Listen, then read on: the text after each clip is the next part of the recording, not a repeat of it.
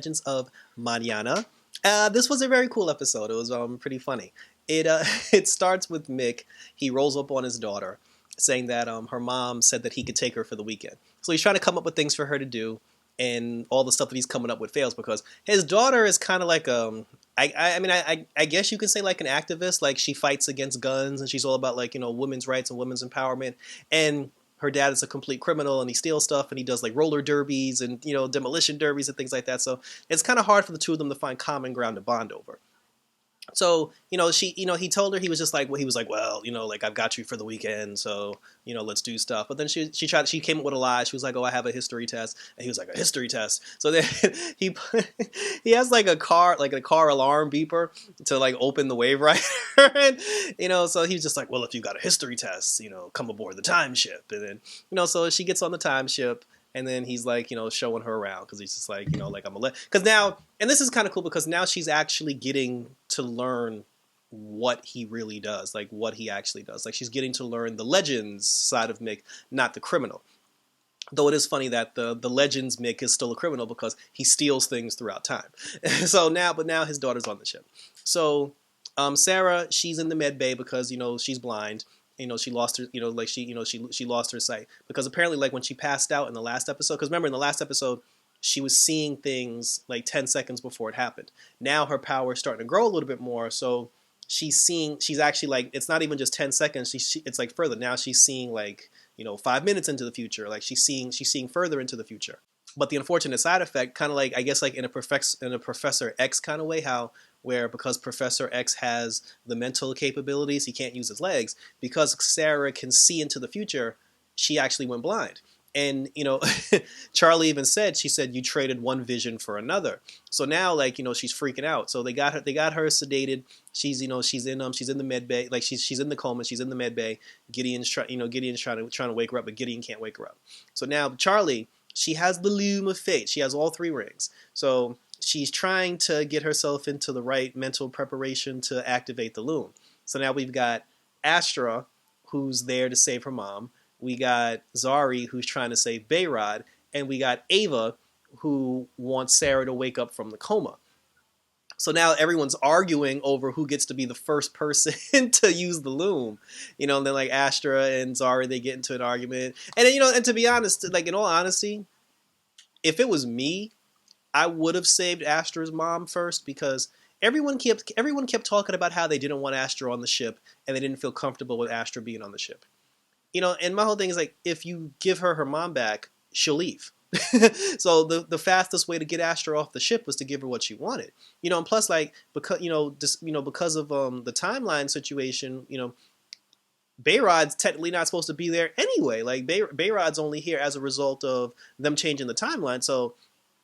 And then Sarah's not dead. Like, Sarah's in the med bay. It's just a matter of when she wakes up. So I'm just like, yeah, like, they should have saved Astra's mom first. But, because everyone's arguing, Charlie said that they're arguing over, who should go first and what's more important, what's more priority. She said this is exactly why she destroyed the loom to begin with. Because, because people were like, the whole thing about fighting over people's destiny and having the power to control people's destiny. She didn't like it. That's why she destroyed it. But she knew Bayrod. Her and Bayrod slept together. So at the end, she was just like, all right, I'm going to pick Bayrod first. She chooses Bayrod. She does her mystical, magical luminosity thing, and then, because I guess the way the loom works, like, everybody's life is based on, like, a thread. And she can take that thread and weave that thread into whatever she wants. So she makes the light, she makes, like, the threads come up. She's looking at all the threads. She got her hands on, she saw Bayrod's thread, but because Bayrod's life, because he's been on a time ship, and because his life is the result of time travel itself, because he didn't exist in the previous timeline, she said that his thread was a little like wonky, like his thread was kind of like out of whack, but she was just like, all right, she'll try to weave it. So then when she tried to like weave the thread to bring him back, it backfired, it didn't work, and then the loom ended up exploding and it shut down the entire Wave Rider. And Charlie said she was just like, it didn't work because, she's never attempted to weave fate before without her sisters. And now that she's trying to do it by herself, she's just like, she doesn't have, I guess she doesn't have like the mental focus, or she doesn't have enough power in order to do it, to do it on her own. But then Astra had said, she was just like, well, your older sister was grooming me to be one of the fate wielders. So she was just like, let's me and you try it together. But Charlie was just like, no, I told you it doesn't work, and then, and because it's like the whole thing, like they don't trust Astra or whatever.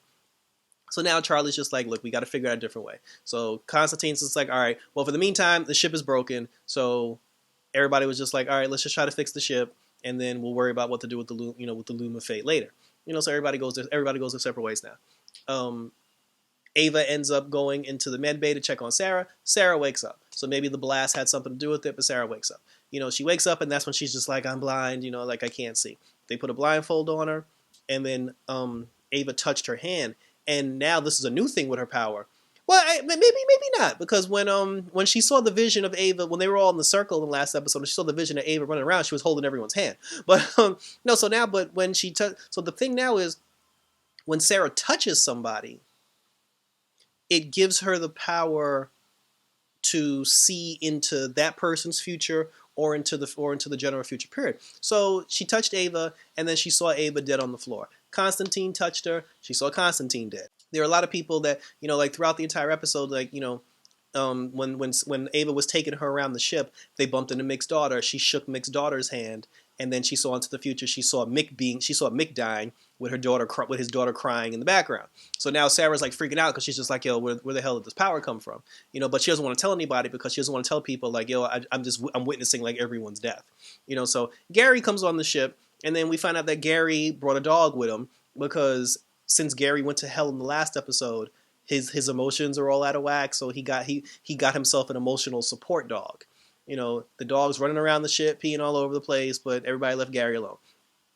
So now they're trying to fix the ship, and then there are other things that are wrong with the ship, and they realize that the ship's been sabotaged. Because when the ship got blasted, they just lost power. But now they're noticing like certain things aren't working. There are cables ripped out all over the place. And then they go back and they check on the Loom of Fate, and then the rings are gone. So the loom is missing, and the ship's been sabotaged. So of course, everyone blamed Astra, and they locked Astra in a cage. They put Astra in the force field, and they were just like, give us back. And she was upset, because she was just like, first of all, why is it automatically me? And then they were like, well, you're the only person who doesn't belong here. So Astra's upset, because she's just like, it's like, you're painting me as the bad person. She's like, I didn't steal the stupid rings. Zari, Nate, and Charlie, they're trying to figure out who the culprit was that stole the loom. Because Constantine was just like, Astra didn't do it, love. She was with me the whole time. So they're like, all right, fine. So we'll investigate to see who really did it. But until then, this bitch is staying locked up. So there was a point where Astra was talking to Zari. She was trying to convince Zari to convince the others to save her mom. But Astra brought up a good point, because she said to Zari, she was just like, the reason why it didn't work was because since Bayrod's thread was so complex, it was too hard for Charlie to do it alone. She was like, my mom doesn't have those problems, so if we save my mom, it'll probably be easier, and then she can work on saving, like saving Bayrod. And then, Zari was just like, well, I'm not falling for that. She told everybody, she was like, yo, this bitch is trying to manipulate me, which made them trust her even less. So then Zari hacks into the computer system, and she's going around the ship looking at all like the feeds, and then her, like she's there, Nate's there, Charlie's there. She sees Charlie on the footage. Charlie took the Loom of Fate and threw it and flushed it down the toilet bowl. And then Zari ended up, sabotaging the ship. Nate sabotaged the food maker, and then they were just like, we were the ones that that sabotaged the ship. So now Astra's just like, okay, seeing as how there's footage of all of you stealing the rings and sabotaging the ship, she's like, can you let me out? And they were just like, nah, because you're probably using mind control on us. So Sara now, like, she's like, Sarah's freaking out now, because she keeps seeing the visions of everybody dying. She touched Gary, and then she saw a vision of Gary dying. It was either Gary or Constantine. They were dead, like, in the middle of the floor, and Sara saw her, like, there was like a piece of glass that was stuck into the person's chest, and then when Sara saw the vision, and she looked into the glass, she saw herself holding a knife. So Sarah was just like, I'm the one that's killing everybody. So she locked herself up, and she was just like, I can't be trusted. Don't trust anything that I say, And then she's like, under no circumstances, don't let me out because I'm having visions and I'm killing everybody. So then Gary comes in the room, and then he's just like, hey Cap, I heard you was going through some stuff, and things were a little emotional for you. So he was just like, you know what, I'm gonna give you the dog because apparently you need the dog more than I do. So she touches the dog, and now she has a vision of the dog telling her to kill Gary. So then, she pops up, she gets scared, and she's like, "It's the dog. The dog is the one killing everybody." Come to find out, because they rolled up on Gary about it. Gary, I don't know when he did this because I ain't see him do it, but in the last episode, Gary took the dog from hell. He rescued the dog from hell, and he brought the dog onto the ship. But it's a as Ava said, it's a hellhound, like it's a demon dog. And we later find out it's the dog. It's the dog from the Son of Sam, who Ava said was the Son of Sam was a person who murdered a bunch of people and said that his dog made him do it. So this was the dog that made him do it. So they got the Son of Sam's dog on the damn on the damn Wave Rider. Who's going because even then when Zari and them looked at the footage, when it was Charlie flushing the loom down the toilet, Nate breaking the food maker, and Zari like sabotaging the ship, the dog was there every single time something happened. And so now they're on this hunt for this demon dog.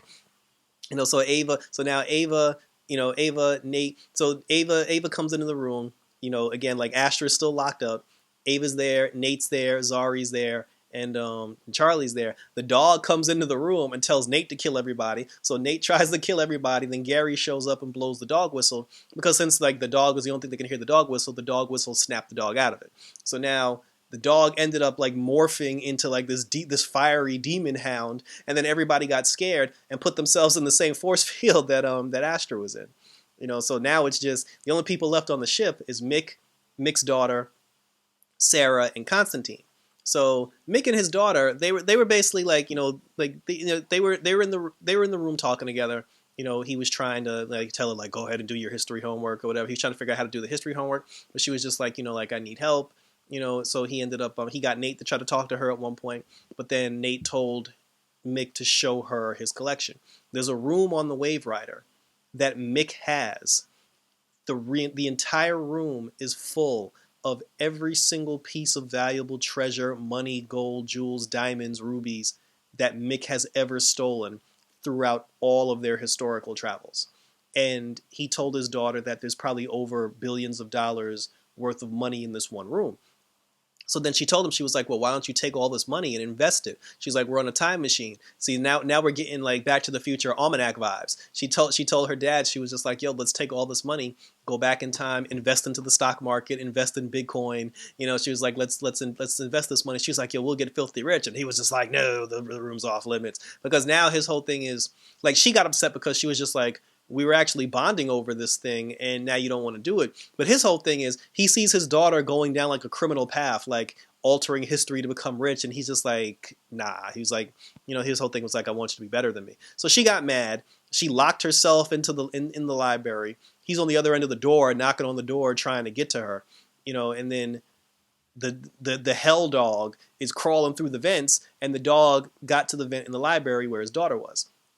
Sara uses her we'll call it her future power. Sara uses her future power and she sees a vision of the dog killing Mick, and then she's like, yo, we got to get to the library. So her and Constantine, they're on their way to the library.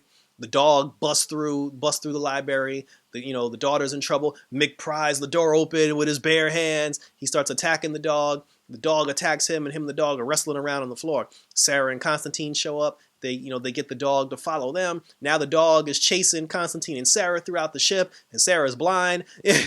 So she's holding on to John's arm the whole time. But Constantine told her, he was like, yo, you may be blind, but you still got your other four senses, because she was a member of the League of Assassins. And Sara said earlier in the episode, she trained with a blindfold on while she was in the League of Assassins for years. So Sarah's now fighting the dog. She's basically like blind fighting the dog now.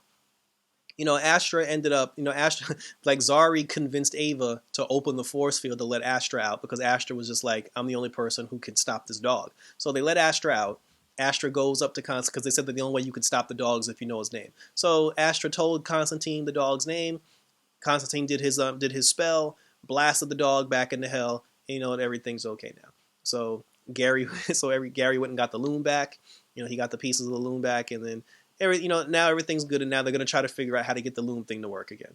Mick and his daughter, they end up making amends. You know, they had like a nice little conversation, and she decided, she was like, you know what, I'm gonna stay on the ship for a while. And I guarantee when his daughter is ready to leave the ship, Mick's gonna go with her, and we're not gonna see Mick again. You know, so that was that was pretty much it for that. And then Zari and Astra, like Zari went to go talk to Astra, and she made an attempt, you know, to try to be friends with her because, you know, I guess she felt bad because everybody blamed her for something that she didn't do. And this is the point where they try to make Astra a legend, where they try to get her, you know, to join the group. And again, I'm all for that. Like I'm all for having Astra on the ship. So if she joins the team and she joins the ship, good. You know, but I now see it's going to be a thing where Zari's going to try to befriend her, and the two of them are end up going to have a relationship. I even saw in the trailer for the next episode, Astra ends up going with them on one of their missions. So who knows what shenanigans will unfold there. You know, so then and then in the end, now that the ship's back online, they got the power back, everything's working. They put Sara back into Gideon's medbay to see if Gideon can give her eyesight back. But then Gideon said that her scan shows there's nothing wrong with her eyes. They were just like, yo, the scanners show that her optics are perfectly fine. So now they're just like, why can't this bitch see? So, and I guess Charlie's whole thing is Charlie figures that when she got blasted, you know, because they said that she was a paragon, she got blasted by a god and she survived. You know, she was just like, maybe Sara just absorbed the power and now she has this power of her own. So Constantine has his own theory, you know, Charlie got her own theory, but who knows what's going on with Sara. But obviously getting blasted by one of the loom sisters has something to do with it. But for the foreseeable future, Sarah's going to be able to see into the future, which will be cool. The big question is she going to be blind forever, or is she going to get her eyesight back before the season ends?